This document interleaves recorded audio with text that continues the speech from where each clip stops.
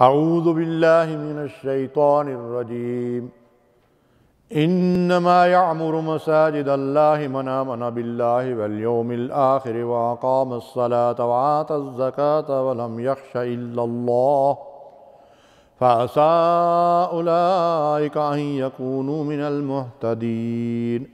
اللہ کی مساجد کو آباد کرنے اور ان کو رونق بخشنے والے تو صرف وہی لوگ ہیں جو اللہ اور آخرت کے دن پر ایمان رکھتے ہیں، نماز قائم کرتے ہیں اور زکوٰۃ ادا کرتے ہیں۔ وہ اللہ کے سوا کسی سے نہیں ڈرتے۔ توقع کی جاتی ہے کہ یہی لوگ ہدایت یافتہ ہیں۔ اللہ اکبر۔ یعنی ہدایت یافتہ لوگ کون ہیں؟ جو مساجد کو آباد کرتے ہیں اور ان کی رونق کا ذریعہ بنتے ہیں، جو مساجد میں نماز قائم کرنے والے اور زکوٰۃ ادا کرنے والے، اور یہی وہ لوگ ہیں جو اللہ اور یوم آخرت پر ایمان رکھنے والے ہیں۔ تو ناظرین کرام، مسجد کا جو رول اسلام کے اندر ہے اور خیر القرون میں جو مساجد کا مقام تھا، اس کی ایک جھلک اس آیت مبارکہ میں ہمارے سامنے آئی ہے۔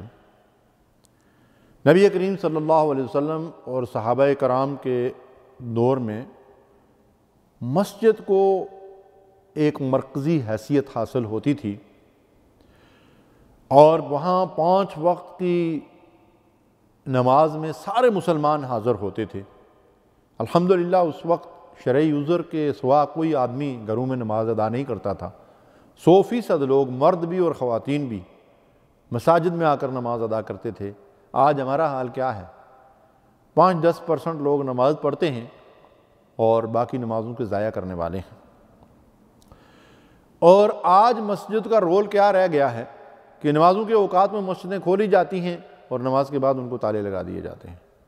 اس دور میں مساجد کے دروازے 24 گھنٹے کھلے رہتے تھے، اور ان میں 5 وقت نماز کے ساتھ ساتھ ہر وقت دروس قرآن، دروس حدیث اور دینی تعلیم و تربیت کے حلقوں کا اہتمام کیا جاتا تھا۔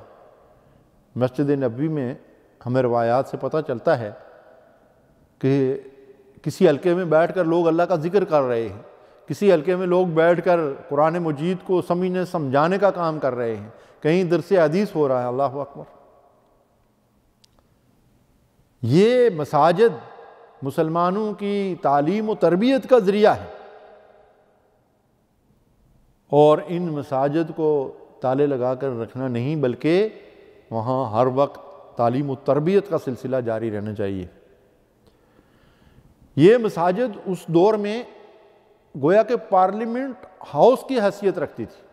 مسجد نبوی میں رسول اللہ صلی اللہ علیہ وسلم اور خلفائے راشدین کے دور میں مجلس مشاورت کا اہتمام ہوتا تھا، اور وہیں بیٹھ کر اہم معاملات کے فیصلے کیے جاتے تھے، خواہ وہ سیاسی معاملات ہوں یا عسکری معاملات ہوں، داخلی معاملات ہوں یا خارجی معاملات ہوں۔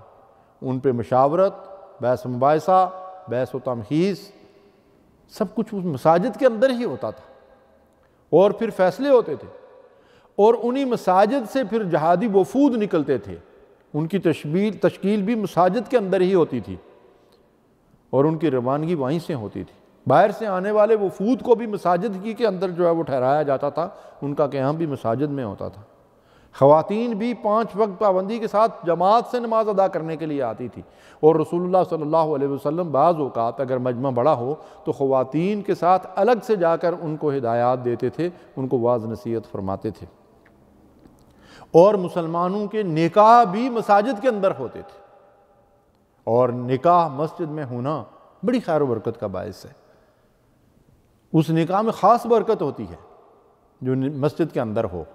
آج بھی کچھ لوگ اس کا اہتمام کرتے ہیں، لیکن وہ آٹے میں نمک کے برابر ہے۔ ضرورت اس بات کی ہے کہ ہم مسجدوں کے اس مقام کو دوبارہ زندہ کریں، نکاح کا اہتمام مساجد کے اندر کریں، اور مال غنیمت جو آتا تھا اس کو جمع بھی مساجد میں کیا جاتا تھا، اور پھر اس کے بعد وہیں سے اس کی مسلمانوں کے درمیان تقسیم بھی ہوتی تھی۔ تو ناظرین کرام، ہمیں چاہیے کہ اپنی مساجد کو خیر القرون جیسی مساجد بنائیں۔ اور ایک اور بڑی اہم بات کہ یہ مسجد مسلمانوں کو آپس میں جوڑنے کا ذریعہ ہے۔ ایک ہی صف میں کھڑے ہو گئے محمود و ایاز، یہ تو مسجد کے اندر ہی کہا گیا نا، لیکن آج ہماری مساجد کیا ہیں؟ یہ دیوبندی کی مسجد ہے، یہ بریلوی کی مسجد ہے، یہ اہل حدیث کی مسجد ہے، یہ شیعہ کی مسجد ہے، یہ سنی کی مسجد ہے، یہ فلاں کی ہے اور یہ فلاں کی ہے، یہاں پہ رفع یدین ہوتا ہے، یہاں امین بالجہر ہوتی ہے، یہاں پہ یہ نہیں ہوتا۔ کیا تماشا بنایا ہوا ہے ہمیں؟ استغفر اللہ۔ مسلمانوں، خدا کے لیے مسجدوں کے دروازوں اور دیواروں سے یہ تختیاں ہٹا دو کہ یہ بریلوی کی مسجد ہے، یہ دیوبندی کی مسجد ہے، یہ مقلد کی ہے، یہ غیر مقلد کی ہے، یہ فلاں مسلک کی ہے، یہ فلاں مسلک کی ہے۔ مسجد اللہ کا گھر ہے۔ کیا رسول اللہ صلی اللہ علیہ وسلم نے ہمیں یہ مسجدیں دی تھی؟ کیا خیر القرون میں یہ سی مسجدیں ہوتی تھی؟ مسجد تفریقے کا ذریعہ نہیں ہے، مسلمانوں کو جوڑنے کا ذریعہ ہے۔ ہر مسجد میں ہر مسلمان سکون اور اطمینان سے نماز پڑھ سکے۔ سعودی عرب کے ملک کے اندر الحمدللہ ہمیں اللہ کے فضل و کرم سے خیر القرون کی مساجد کا جو تصور اجاگر ہوتا ہے وہ سعودی عرب کے اندر ہے۔ ہر مسلک کا آدمی یہاں موجود ہے، کسی بھی مسجد میں وہ جا کر سکون اور اطمینان سے نماز ادا کرتا ہے، کوئی لڑائی جھگڑا نہیں ہے، کوئی ہاتھ باندھ کے پڑھ رہا ہے، کوئی چھوڑ کے پڑھ رہا ہے، کوئی رفع یدین کر رہا ہے، کوئی نہیں کر رہا ہے، کوئی آمین اونچی آواز سے کہتا ہے، کوئی آہستہ کہتا ہے۔ الحمدللہ یہی وہ حقیقت ہے جس کے اوپر ہمیں غور و فکر کرنا چاہیے، اور مساجد کو فرقہ واریت کا ذریعہ نہیں بنانا چاہیے بلکہ مسلمانوں کی صفوں میں اتفاق اور اتحاد کا ذریعہ بنانا چاہیے۔ وآخر دعوانا الحمدللہ رب العالمین۔ صلو علیہ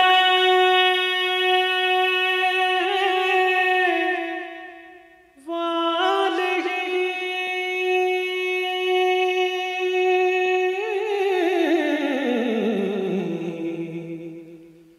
صلو علیہ